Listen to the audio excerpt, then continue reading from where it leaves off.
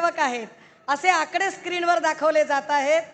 आम्हाला माध्यमांना अत्यंत जबाबदारीने आणि नम्रतेने सांगायला पाहिजे की दादा हो, तुम्ही जे काही आकडे दाखवताय ना, त्यांच्याकडे एवढे आकडे तेवढे आकडे, ते सगळेच्या सगळे आकडे 2017ला जो एबी फॉर्म त्यांनी घेतला त्या एबी फॉर्मवर ठाकरेंची सही होती, हे फार महत्त्वाचं आहे। आणि ते सगळे आकडे जे निवडून आले त्यांना ठाकरेंकडे बघून मतं मिळालेली होती। त्यामुळे त्या आकड्यांची चिंता आम्ही अजिबात करत नाही, क्योंकि अगर हम बना सकते हैं तो हम बिगाड़ भी सकते हैं, आणि तेवढी आम्हाला खात्री आहे। आता जरा मुद्द्याकडे येऊया, कारण त्यांचं असं म्हणणं आहे की तुम्ही विकासावर बोलतच नाही आहोत। त्यांना फार विकासाबद्दल ऐकून घ्यायची इच्छा आहे। मी सकाळी ठाण्यामध्ये आले, मला असं वाटलं की दरवेळेची माझी सवय की ठाण्यामध्ये यायचं म्हणजे भली मोठी कमान बघायची, धर्मवीर आनंद दिघे प्रवेशद्वार बघितलं की ठाणे आलं असं आम्हाला वाटतंय। आम्ही सरळ पुढे निघून गेलो 3 किलोमीटर, मग लक्षात आलं की ठाणे तर निघून गेलं। म्हटलं अरे कमान, ज्या लोकांनी धर्मवीर नावाचा चित्रपट काढला, करोडो खर्च केले, ती धर्मवीर नावाची कमान कुठे गायब झाली? जसा कणा गायब झाला तशी कमानही गायब झाली। हे आठवण करून दिली पाहिजे ठाणेकरांना की राष्ट्रीय स्वयंसेवक संघाचे सरसंघ संचालक श्री मोहन भागवतजी यांनी याच ठाण्यामध्ये येऊन धर्मवीर आनंद दिघे साहेबांच्या संबंधाने आणि विशेषतः कॅन्सर रुग्णालयाच्या संबंधाने कोनशिला समारंभ इथं संपन्न झाला।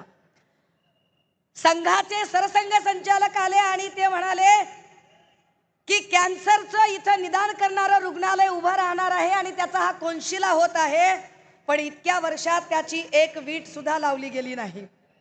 ते आम्हाला सांगतायत की आम्ही बाळासाहेबांच्या विचाराचे, आम्ही बाळासाहेबांच्या विचाराचे, आम्ही खरा बाळासाहेबांचा विचार जपलेला आहे। तुम्ही विचार करा, जर खरंच शिंदेंनी बाळासाहेबांचा विचार जपला असेल, शिंदेंच्या सोबतचा प्रत्येक माणूस जर बाळासाहेबांच्या विचारांचा असेल, तर साधे साधे 2 प्रश्न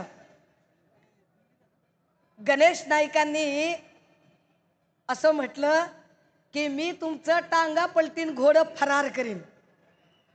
विचार करा, हे टांगा पलटी घोडं फरार जर शब्द आपल्या नेत्याबद्दल आले असते तर आपण आतापर्यंत घरात घुसलो असतो। ज्या अर्थी यांचे सगळेच्या सगळे लोक बॅकसीट घेऊन बसतात आणि आपल्या नेत्याचं टांगा पलटी करणाऱ्या माणसाला पलटून उत्तर सुद्धा देऊ शकत नाहीत, ते बाळासाहेबांच्या विचारांचे वारसदार कदापि असू शकत नाहीत।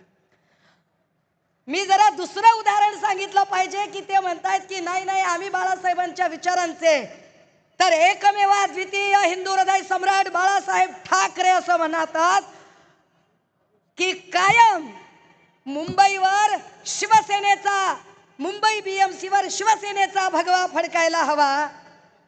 आता किती दुर्दैवी परिस्थिती आहे की भाजपचा महापौर होण्यासाठी अवघी शिंदे सेना कामाला लागलेली आहे। त्यांच्या पक्षाचा महापौर करण्यासाठी नाही, भाजपचा महापौर करण्यासाठी ते सगळे आपली ताकद पणाला लावत आहेत। आणि किती स्वाभिमान गहाण टाकावा की जिथे तिथे जे होर्डिंग लागलेले आहेत, हे जर होर्डिंग नीट बघितले तर भाजपा महायुती इथे तरी त्यांनी बाण लावलाय, तिकडे मुंबईमध्ये तर जेवढे काही बॅनर लागले त्या बॅनरवर ना हिंदू हृदय सम्राट बाळासाहेब ठाकरेंचा फोटो, ना धर्मवीर आनंद दिघेंचा फोटो, ना एकनाथ शिंदेंचा फोटो, ना धनुष्यबाणाचं चिन्ह, काहीच नाही, फक्त भाजप महायुती। कुठे आहे स्वाभिमान? कुठे गेला तो विचार? आणि ही सगळी माणसं आपल्याला शहाणपण सांगताहेत, दादा हो, ठाण्यातल्या अनेक समस्या आहेत, या समस्यांवर बैजवार दोनही आमचे नेते बोलतीलच, मी त्याच्यात फार खोलात अजिबात जाणार नाही।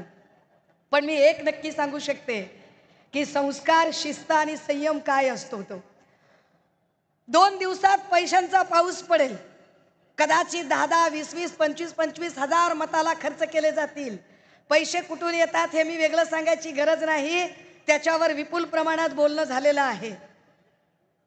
आणि नुसते पैसेच नाही तर दमदाटीची भाषा सुद्धा. कुणीतरी एक बाई होत्या आणि त्या बाईंची एक ऑडिओ क्लिप व्हायरल झाली. त्याच्यामध्ये त्या बाई अतिशय चांगल्या भाषेत संस्कृत श्लोक म्हणत होत्या. खूप चांगले चांगले श्लोक त्या उच्चारत होत्या. आता या बाईंचं नाव या मंचावरून घेऊन हा मंच बाटवण्याची माझी अजिबात इच्छा नाही.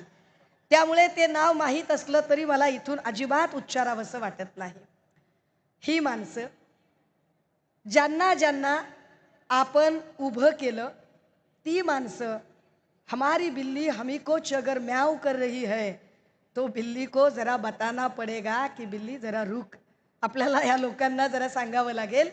या सगळ्या निमित्ताने ठाण्यामध्ये सातत्याने गेल्या 3 वर्षापासून ज्यांनी संघर्षाची भूमिका घेतली ते सन्माननीय नेते राजन विचारेजी इथे लढत आहेत आणि त्यांच्यासोबत तितक्या